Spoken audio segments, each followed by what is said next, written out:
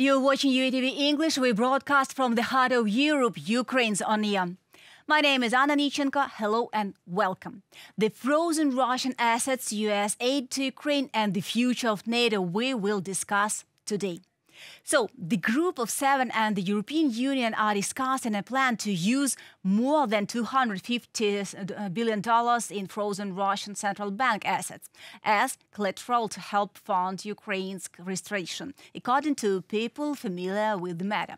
Under the proposal being discussed, Ukraine's allies could issue debt obligations to help finance Ukraine's reconstruction, using frozen Russian assets as collateral to repay the debt. Proponents of the plan believe that any settlement of the conflict under international law would require Russia to pay for the damage it has caused to Ukraine. According to the interlocutors, if Russia refuses to do this, then claims may be made for the frozen assets of the Russian Federation. Currently, the plan is being discussed at a technical level. In other words, a political decision on this issue has not yet been made. If you look at the allies that back Ukraine, and back Ukraine not just with money and diplomatic support, but also with weapons, our GDPs combined are 25 times the size of the Russian GDP. We've just got to make our support count to help the Ukrainians in their brave struggle. And the most important part of this peace plan is, of course, restoring territorial integrity of Ukraine. So when we hear arguments coming from some experts or thinkers that maybe it's worth freezing the conflict, our response is, we need frozen assets, not frozen conflict. Possible using of frozen Russian assets and some other themes we will discuss with our guest, John Herbst, United States Ambassador to Ukraine from 2003 till 2006. Hello and welcome. Glad to see you. Nice to see you. Thanks for having me. Earlier in your interview, you said that U.S. Senate is not ready to pass a law on the transfer of Russian assets to Ukraine. Has something changed, and what conditions must be met in order for this law to be passed? Unfortunately, right now, the prospects for passing aid to Ukraine in the House of Representatives are very low. As you know, there's an effort in the Senate to reach a compromise on 4 issues: aid to Ukraine, aid to Israel, support in some form for Taiwan, and a deal on the U.S. border with Mexico. The Senate finally reached a compromise on this over the weekend, but the Speaker of the House, Johnson, said that that bill is dead on arrival and would not be considered in the House. So it looks like that potential package deal is not going to work. Johnson, at the same time, or roughly the same time, permitted a bill to go to the floor of the House of Representatives for a vote on aid to Israel by itself. So the Senate bill will be sent to the House. If Johnson, in fact, does not allow it to go to the floor, then, again, that will not work. And a new approach regarding perhaps a standalone package of aid to to Ukraine, will have to be worked on. But we do know that there's small but determined opposition to that in the Republican caucus in the House, and Johnson's going to have to overcome that. And right now, it's not clear that will happen, although I think he wants to find a way to make it happen. And speaking about these discussions between American politicians, explain why all these topics are lumped together and why congressmen and senators cannot agree. Well, it is unfortunate, it is wrong that these things are lumped together. But it is true that we have a major problem, the U.S. has a major problem on the border with Mexico because of the very lax and frankly inexplicable policies of the Biden administration. And Republicans are very upset about this.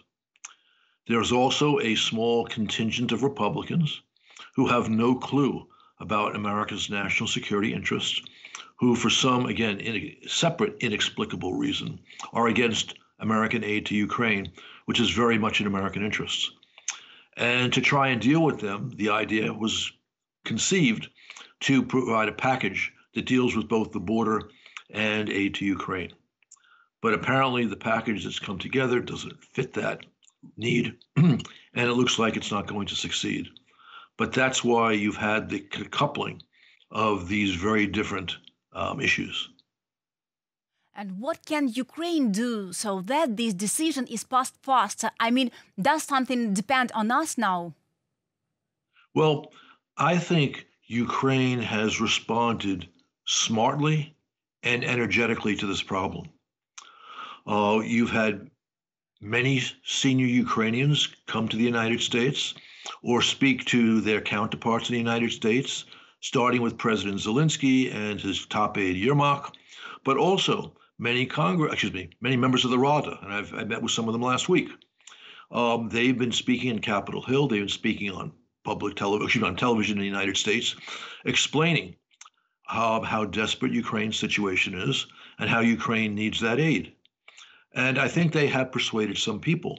I mean, Speaker Johnson, in fact, even though he's not being helpful on this package deal, has said multiple times that it's critical for the United States to send that aid to Ukraine. And he has told senior officials, not just Ukrainian officials, but we've had speakers of the parliaments of the 3 Baltic states in Washington last week, and he told them that he would help find a way to make this happen. I hope that's right. People are counting on him finding the political means to do this. But right now, that's just not a certainty. And one more aspect, can Europe understand that Ukraine doesn't hold out and Putin goes ahead? Europe will be left alone among NATO countries to stand up to Russia? Or in this case, the reaction of USA will be faster? Do you see that European Union is wakening and understand Russian threat? Well, as you know, many people in Europe, especially in Western Europe, have not really understood how dangerous Putin's policies are for them. Most of the people in Eastern Europe have understood this for a decade or more. But it is true that we've seen far better policies in places like Berlin and Paris since the Russian big invasion 2 years ago. And it's also true as the United States right now is uncertain and not showing real international leadership. We've seen European countries talk about providing additional aid to Ukraine. So I think they have performed reasonably well in these circumstances. The one nation that has not performed well, sadly, is my own.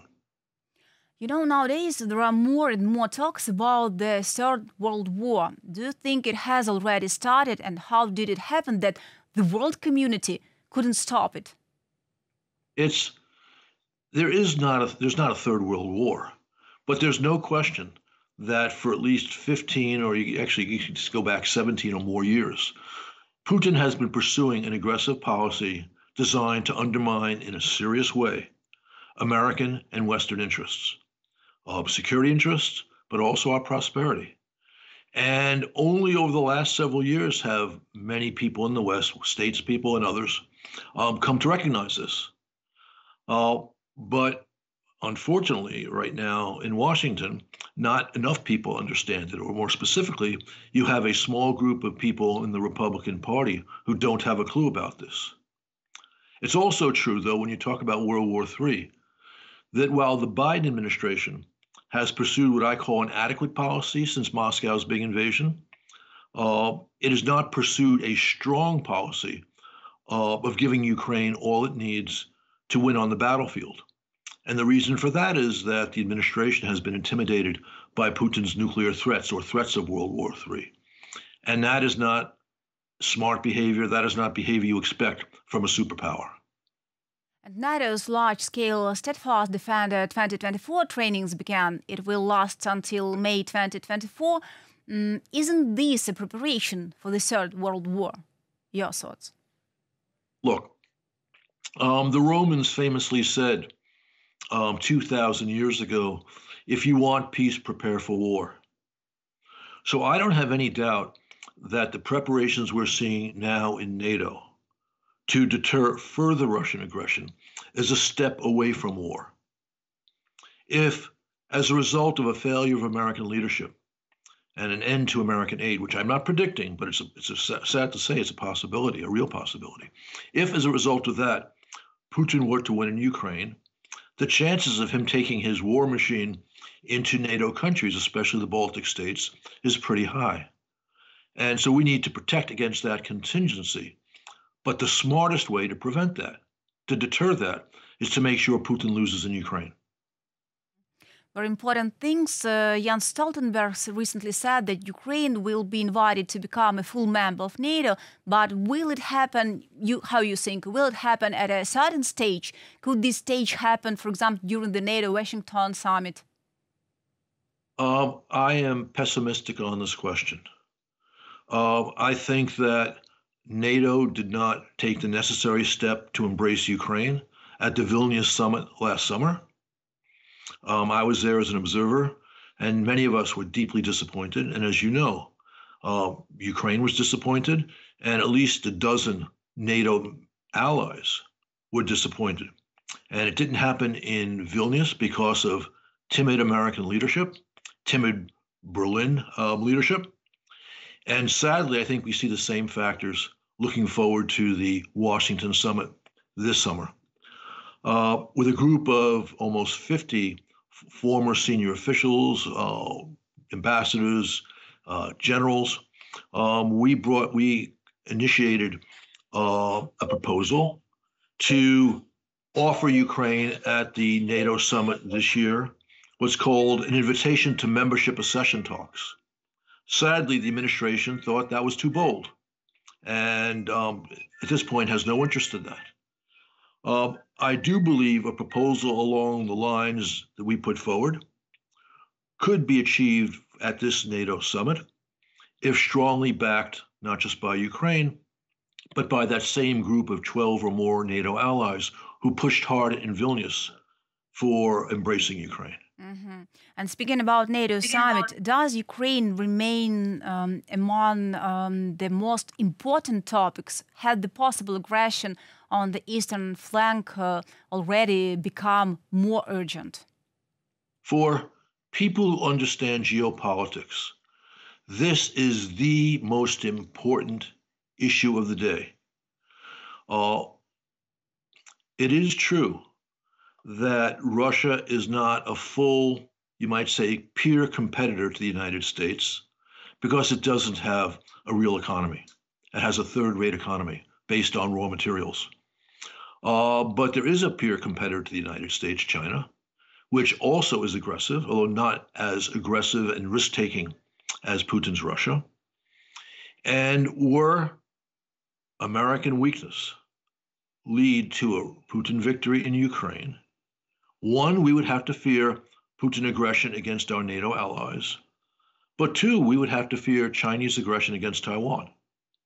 So the smart way to ensure peace is to give Ukraine everything it needs so Putin loses that war. And China understands that the West, led by the United States, will not permit blatant aggression to succeed. Mr. Herbst, thanks a lot for your opinion, for your thoughts, and thanks that you joined us today. I'll remind to our viewers that my guest was John Herbst, United States Ambassador to Ukraine from 2003 till 2006. So it was UATV in English. We broadcast from the heart of Europe. See you in a week.